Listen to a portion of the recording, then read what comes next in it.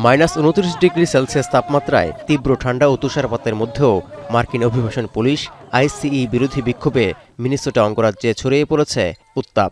অভিবাসীদের বিরুদ্ধে আটক ও দমনপীড়ন অভিযান না থামায় মিনিয়াপোলিসের রাস্তায় নেমেছে হাজার হাজার মানুষ। প্লেকার্ড হাতে দেয়া স্লোগানে শহরটি থেকে অভিবাসন পুলিশকে বিতাড়িত করার দাবি তুলেছেন তারা।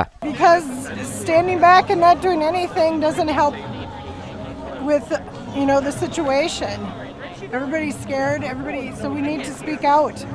7 জানুয়ারি অভিবাসন পুলিশের গুলিতে 37 বছর বয়সী নারী নিহতের পরও বিতর্কিত অভিবাসন বিরোধী অভিযান না থামানোয় বিক্ষোভ উত্তেজনা বেড়েছে। এর মধ্যেই গত মঙ্গলবার 5 বছর বয়সী এক শিশু এবং তার বাবাকে আটক করে আগুনে ঘি ঢেলেছে ট্রাম্প প্রশাসন। এতে স্থানীয় অধিবাসী, শিক্ষা প্রশাসন ও মানবাধিকার সংগঠনগুলো সোচ্চার হয়ে উঠেছে। এই আওতায় আইসিই সদস্যরা মিনেসোটা অঙ্গরাজ্য না ছাড়লে শহর অচল করে দেওয়ার হুঁশিয়ারিও দিয়েছেন বিক্ষোভকারীরা। ক্লিংকার বেশি থাকলে সিমেন্ট বেশি খাঁটি। Anwar cement.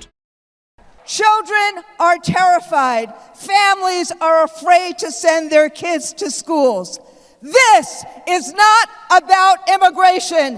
This is about intimidation. Trump প্রশাসনের অভিবাসন কর্মসূচিকে জাতিগত বৈষম্য ও রাজনৈতিক প্রতিশোধ বলে অভিহিত করেছেন মিনিয়াপোলিসের মেয়র।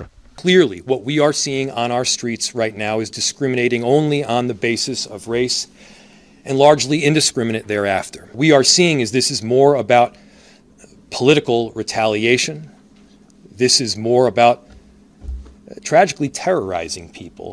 মানবাধিকার ও আন্তর্জাতিক আইন মেনে অভিবাসন নীতিতে এগোনোর জন্য যুক্তরাষ্ট্রের প্রতি আহ্বান জানিয়েছেন জাতিসংঘের মানবাধিকার বিষয়ক high commissioner Volker Turk. The High Commissioner calls for independent and transparent investigation into the concerning rise in the number of deaths in U.S. Immigration and Customs Enforcement custody. At least 30 such deaths were reported last year, and a further 6 have been reported so far this year. এত কিছুর পরও বিতর্কিত অভিবাসন বিরোধী অভিযানের পক্ষে যুক্তি তুলে ধরেছে ট্রাম্প প্রশাসন। আইসিইর সাফাই গেয়ে বিশৃঙ্খলার দায় চাপানো হচ্ছে অভিবাসী ও আন্দোলনকারীদের উপর। তৌহিদুর রহমান, এখন বিশ্ব।